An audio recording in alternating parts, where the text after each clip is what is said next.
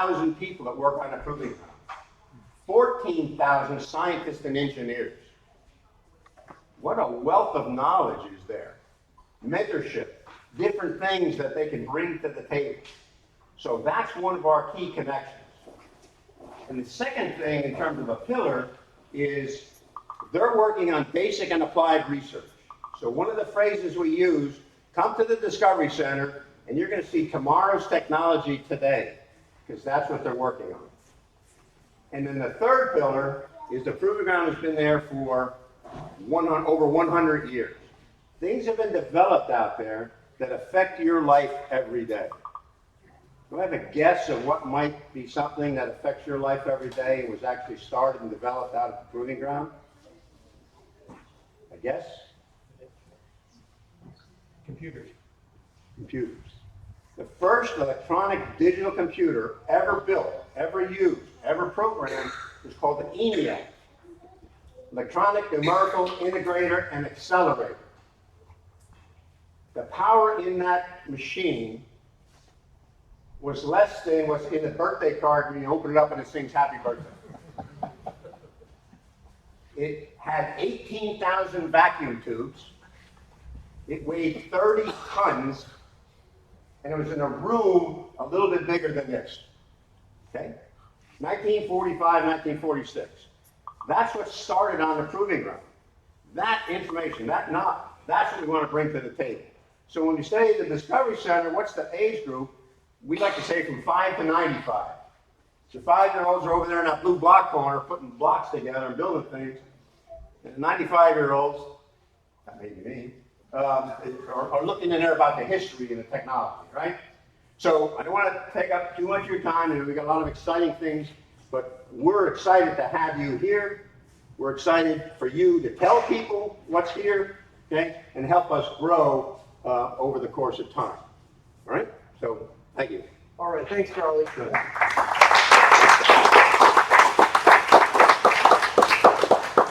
All right, fantastic. So at this point, I think I'm going to hand it over to Arthi. Where's Arthi? Okay. As a student-led organization, basically from here on out, the students are going to be running the rest of the day, whether they are prepared for it or not. So there you go. Arthi, what are we doing next? All right, hi everyone, I'm Arthi. I'm a member of FTC Team 007 Tactical Chief. I'd like to introduce to you guys Mrs. Christian Dr. Christian Schaefer-Lay. She's been working at ARL for over 13 years with different robotic systems and with different manipulator arms such as that. So this is Christian. All right, hi guys. So it is an absolute pleasure to be here with you all today. If you can see, I have my TechBrick shirt on. So I was a former mentor of the FRC team. So it's really great. I appreciate Dave inviting me back to talk with you. I had a little break. As you can see, I have a helper today, so she's here with me to talk to you about robotics and give you some ideas of what we do with the Army. Thank you for the nice introduction, but I'll let you hit the next slide. I have some great videos to talk to you about, but this is your chance to ask questions, understand science, understand where technology can go. And one of our other facilities, this is a great facility here. We partner with the folks that are here, and we have a robotics research collaboration campus down in Middle River as well. So we have 500 acres for robotics research. And this is allowing us to do development, testing. We can fly inside, outside. We can even start to work on the water. So ground robots, air robots, water robots, pooling all that technology together and really allowing us to understand what is the art of the possible. We can turn your robot on right now. All right, so we'll go to the next slide. All right, so this is a video, and it gives you kind of a general overview about the Army ARL's robotics. In the future, that volume will. They decided to put some music behind it, but I don't really need it too much here. So we work the gambit of robots, but most of them are smaller systems. So there's our leggeds or quadruped systems. I believe you're going to see some of those later today. Some of our wheeled systems that are this big to bigger than a car, right? Our aerial systems tend to be smaller, so small unmanned aerial systems. whether they're fixed wing or they're quadrupeds, so they're propellers. And we look at how we actually partner effectively with them and the world around us.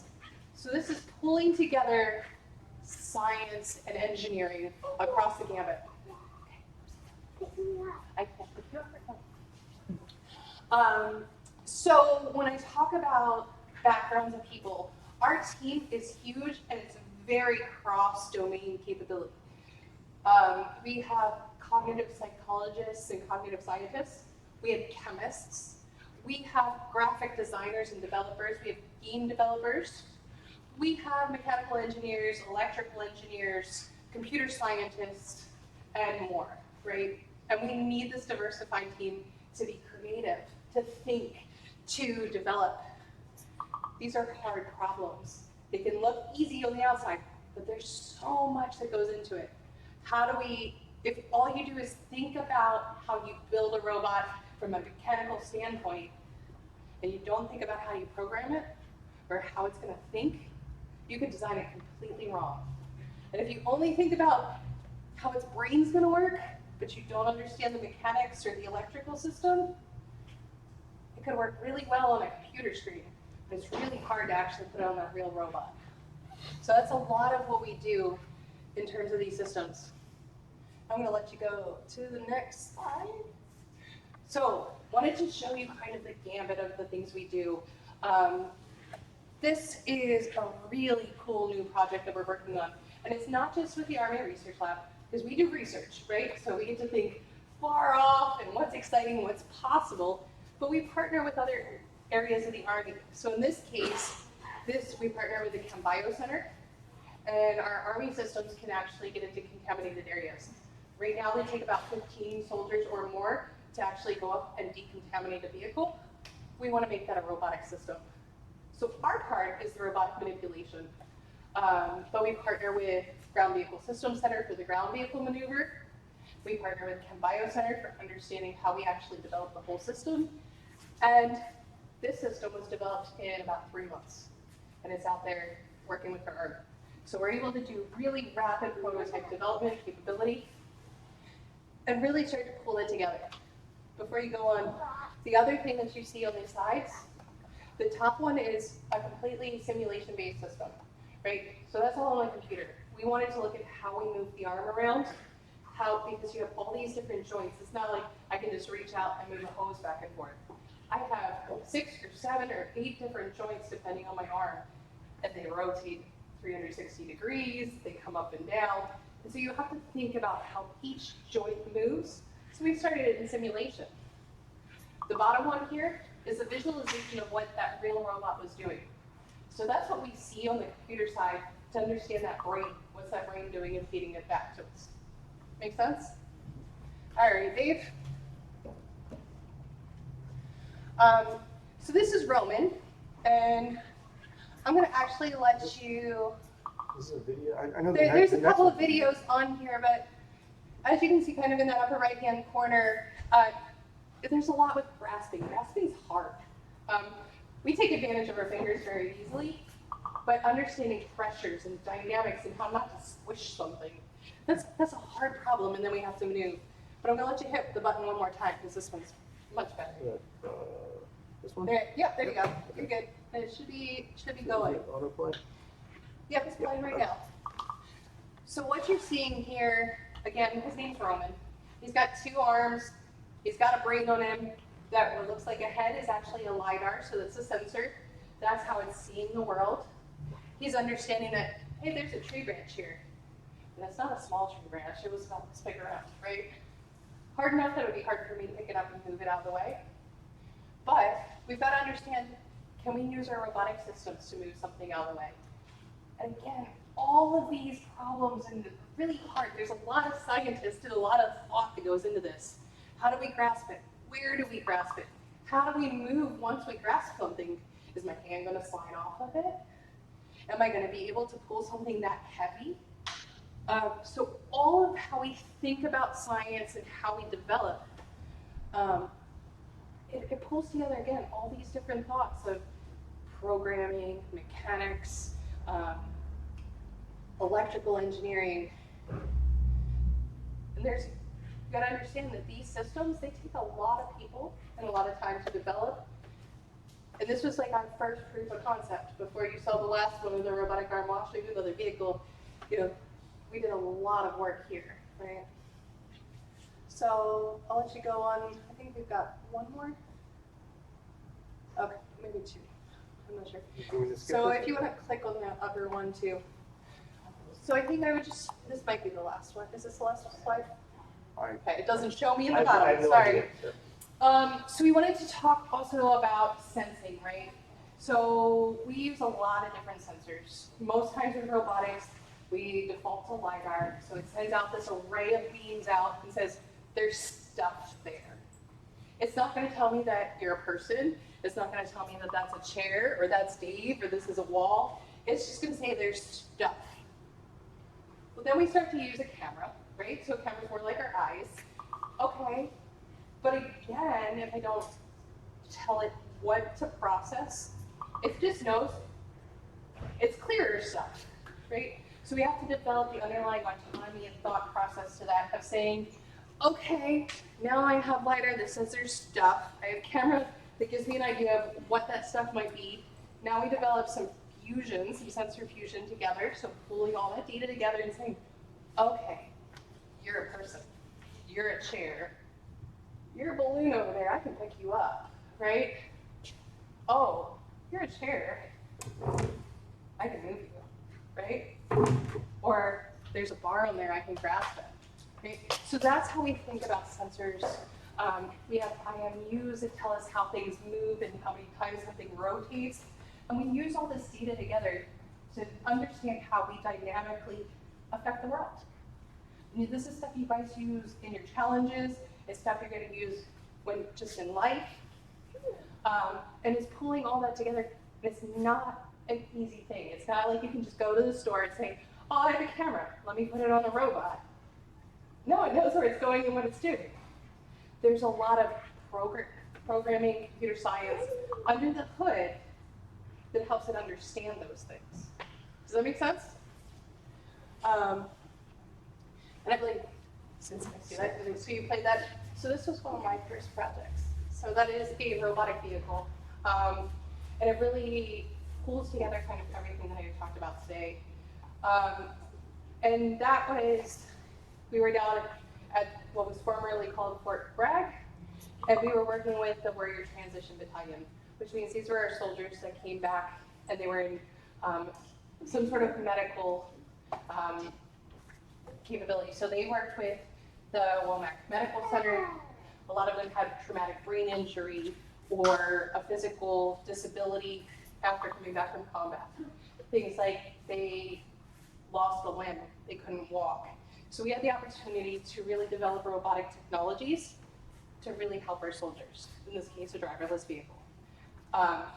It helped us understand science, right? And I mean, you're seeing it across the board. You know, Tesla's made some major progress for robotic vehicles and self-sensing. Can you go sit down, please? Because mommy's talking. Thank you. But here, we weren't just driving on the road. We had to go up to their barracks. So we had to get to a door. We had to drive on sidewalks, sometimes on grass. We had to also drive on the roadway. Let me tell you, people that drive do not follow road rules. They do not stop at stop signs. They do not understand when there's not somebody behind the wheel of a car.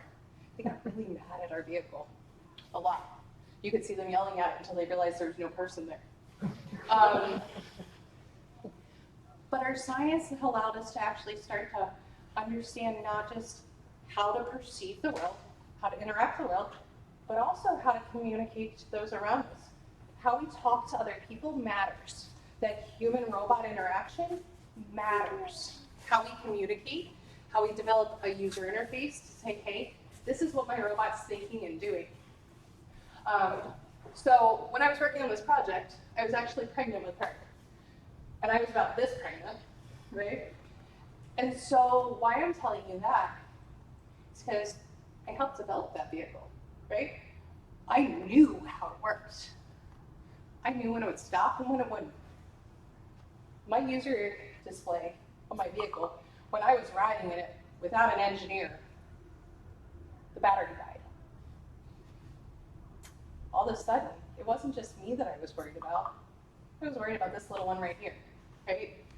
Because I had no way to judge what it was doing. I knew, because I helped build it, right, that it would stop when it was supposed to stop. I knew it would go where it was supposed to go.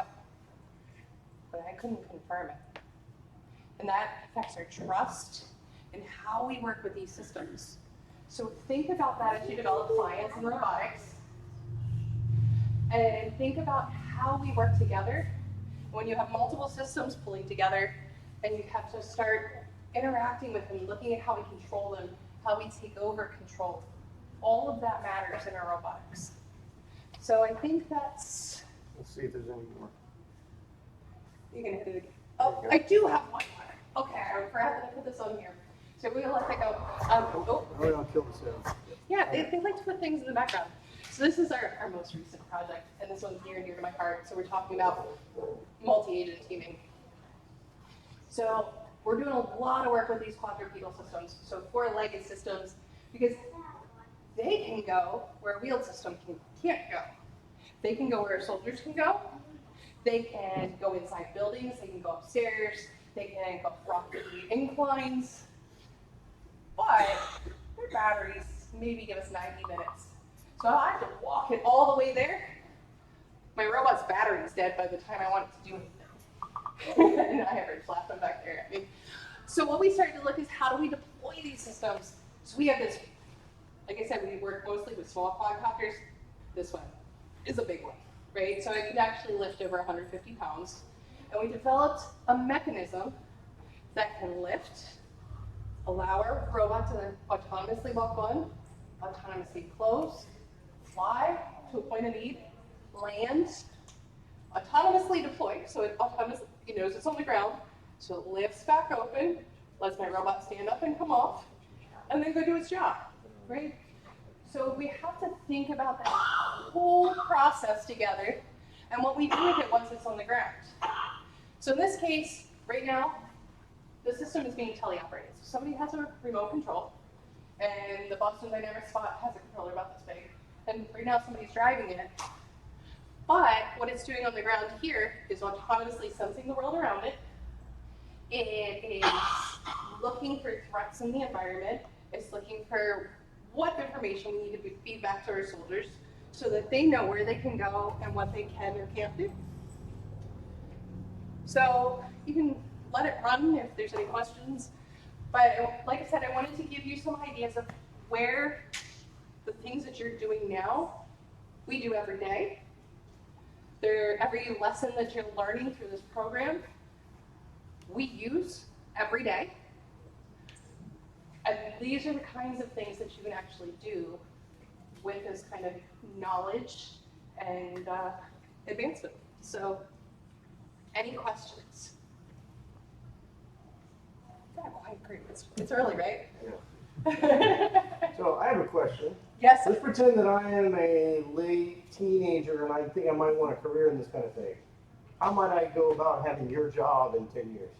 Well, I am also going to invite Miss Ginny Toe up here with me too, because Miss Ginny here is our major point of contact and knows every program that we have. But this wasn't my first career. I started out as a psychologist. Right? So I worked with behavior. I worked as an elementary school teacher, working with kids with special needs and human behavior. Along my way, along my path, I said, I need intelligent tutoring systems. I need social robots. And I went back to school, right? After a full other career. And I walked into the door in the area of modeling and simulation. Modeling and simulation is cool because it pulls together psychology, computer science, and engineering. And then I had the opportunity to work with the Army, right? So, examples here, because I love my job, and this is exactly where I was meant to be. It took me a lot longer than you guys to figure out where I wanted to go. Take your chances. Try. Like, do an internship. Participate in events like this to see what you like. Most importantly, what you don't like. Talk to people like Dave and your mentors and parents and everyone around you, because they know what's going on in the field. And they can help us identify what opportunities there are.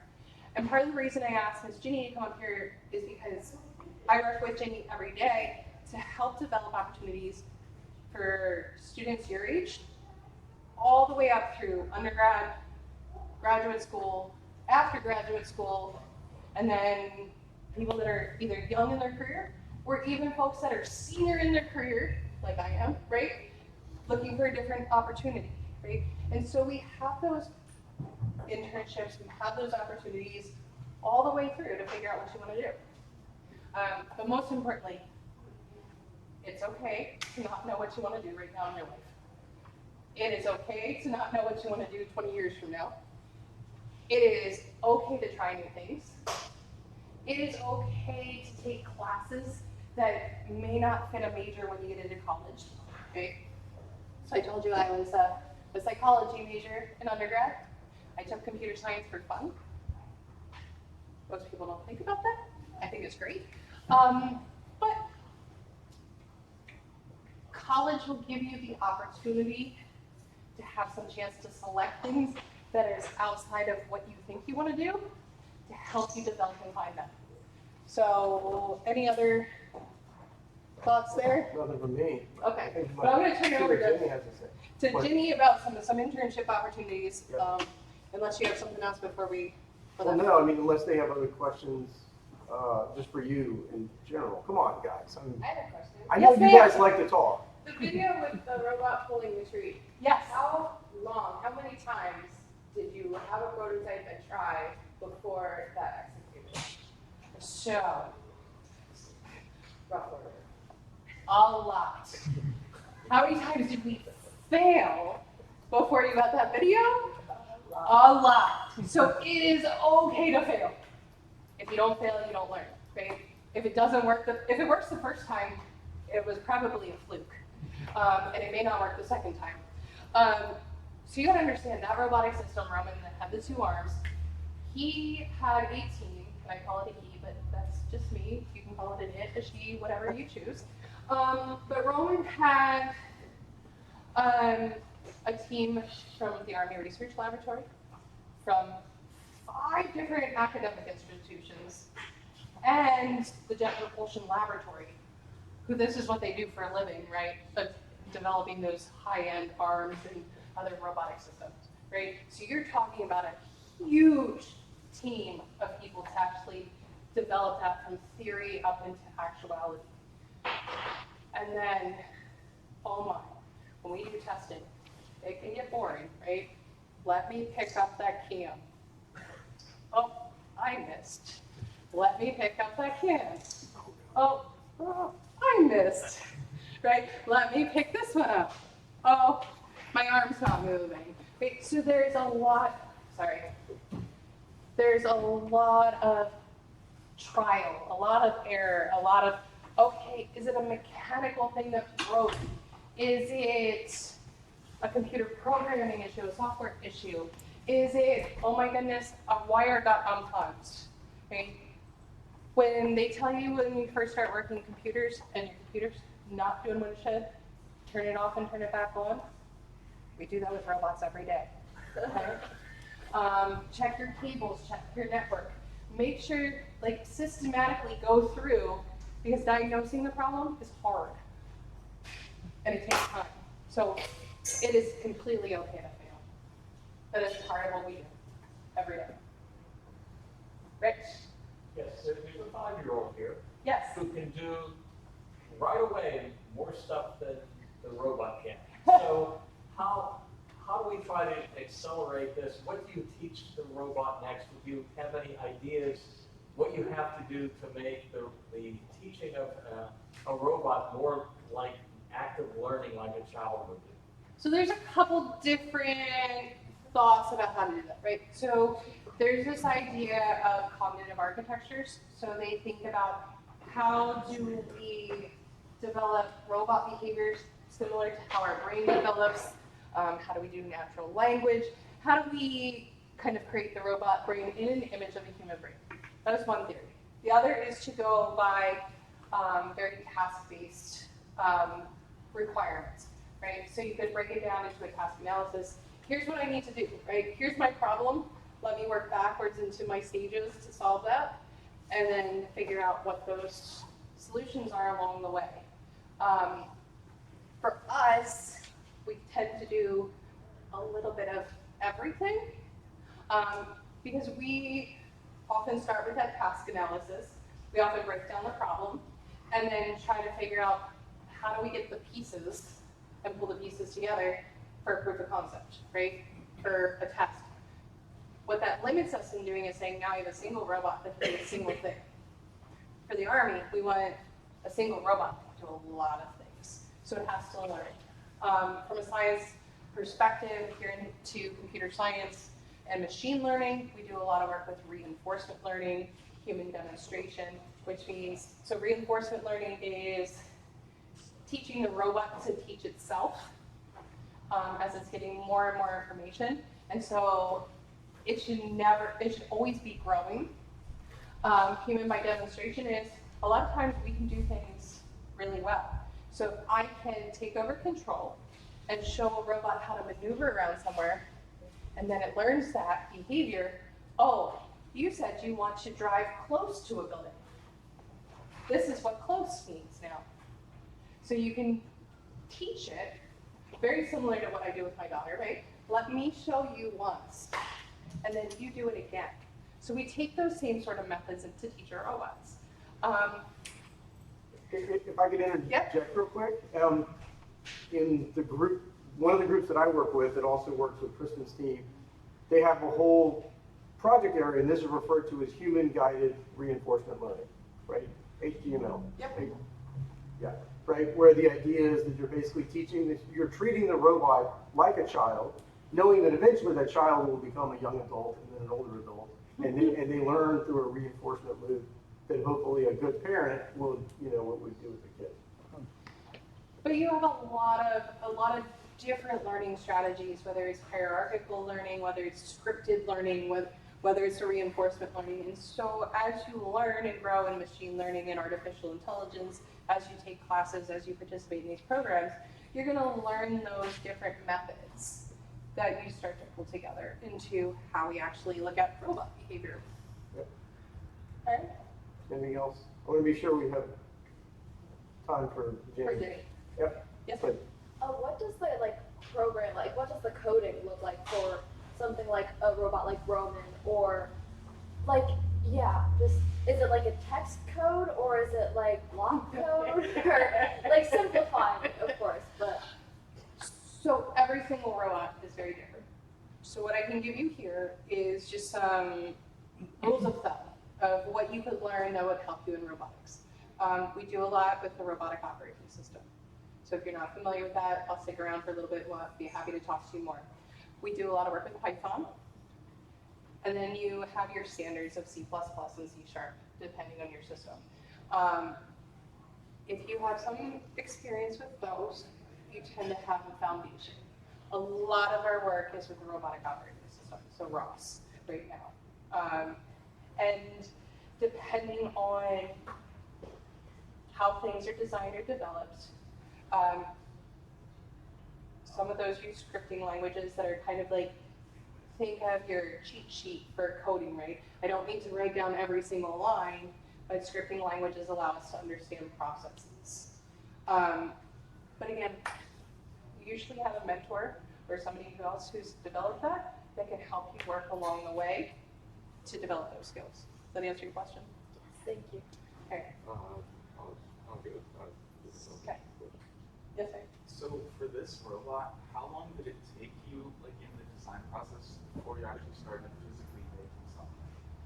So thankfully for us in this one is Jet Propulsion Laboratory had been working on the design of the arms already. But putting this whole thing together took about 2 years before we could actually start doing capability testing. Right? So you guys have what for your competitions? Oh, about 3 months 3 months. to prepare. So in a lot of ways, kudos to you guys. Your mentors right. at JP Elementary. Yes, that's right. And there's only 5 of them on a team. How big would that team have been? It's been 2 years. 20 to 30 people at minimum. So yeah. So on that note, like I said, I will be around for a little while. I am going to turn it over to Miss Ginny because she has some great information about how you can move beyond this program and start to work with us, get some experience, and partner outside of here. Thank you.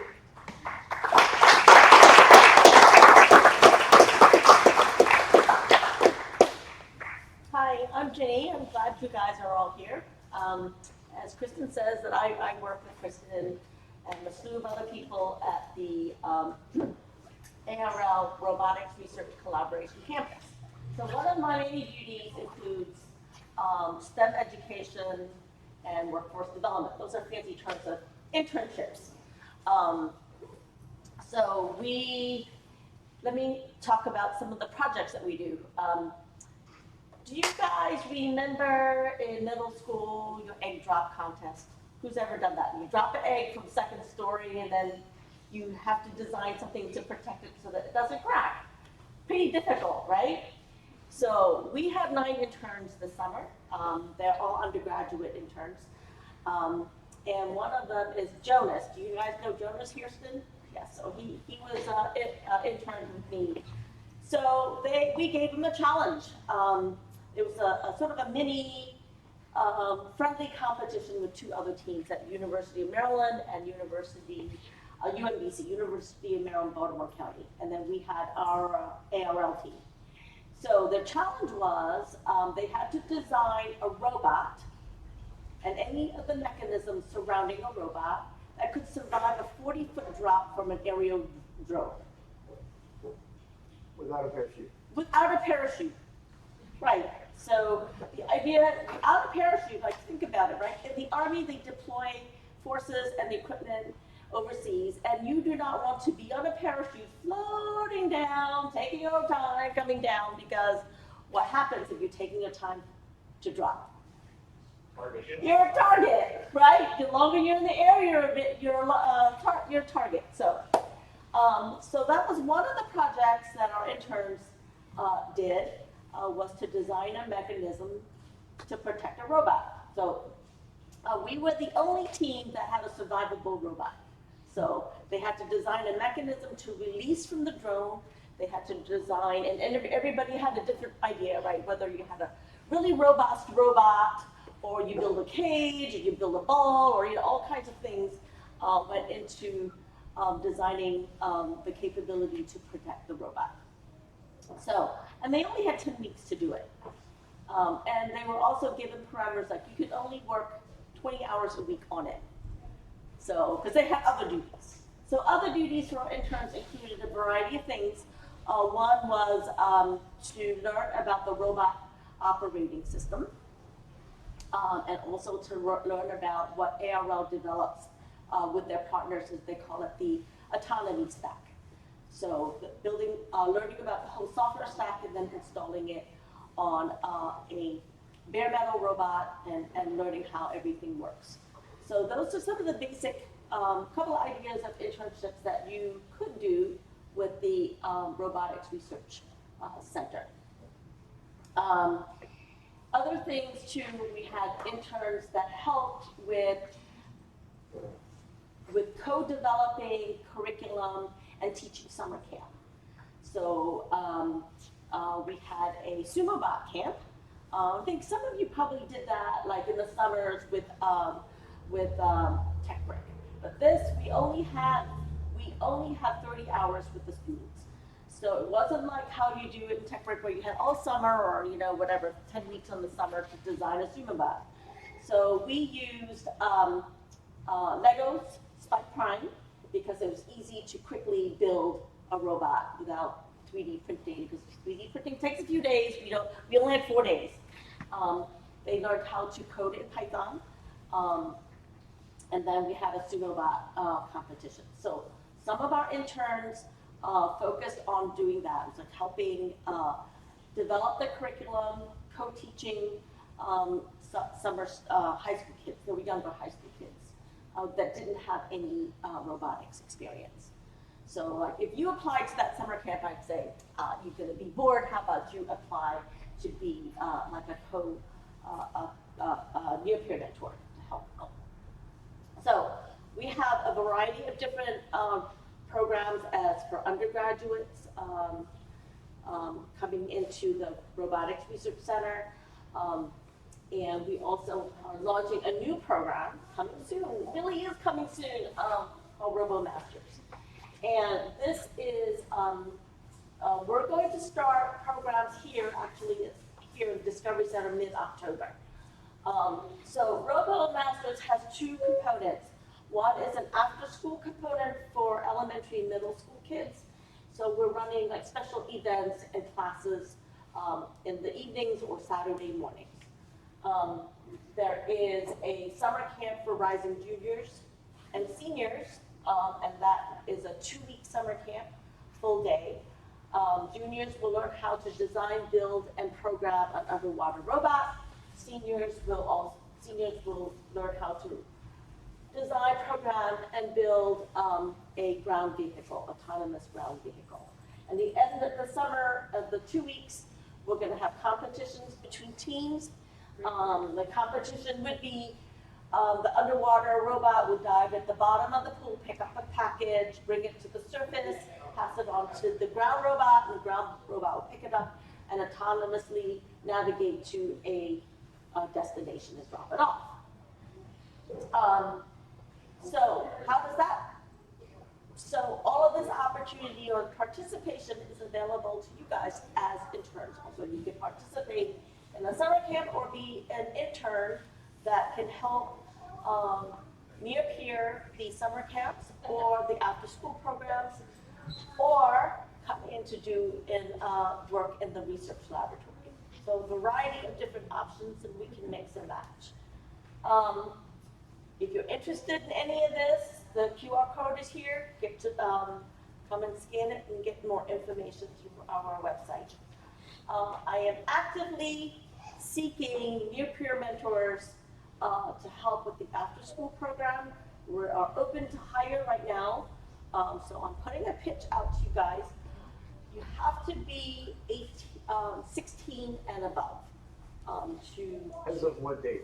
as of the day you start work, Which is October 1st? October 1st. Okay.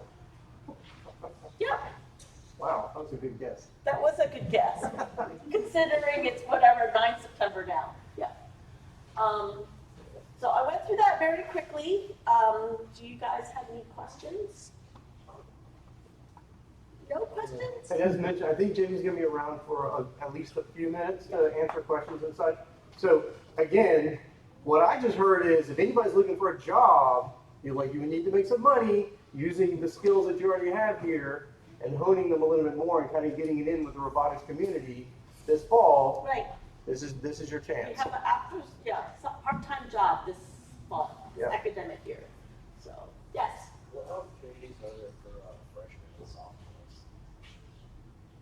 Freshmen and sophomores, come to our summer camp. So summer camp will be for next year. Yeah, so it's 2024, apply for our summer camp.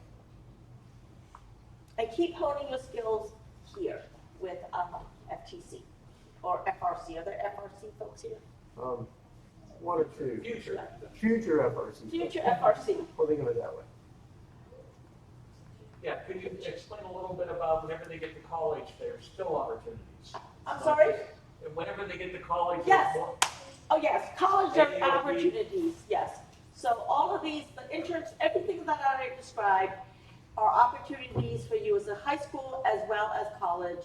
And if you are going through, decide that you are going to go through master's, so more than undergraduate, there's also, we take graduate interns into the, for research. At what age could you get a job if you're working part-time? 16 by October 1st. Okay.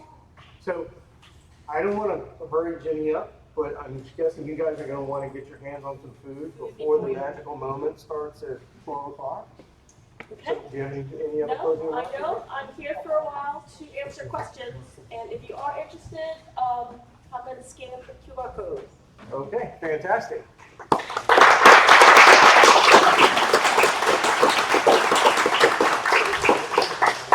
Okay, so with that, we are going to move on to the most important part of our day at the moment, and that is going and getting ourselves some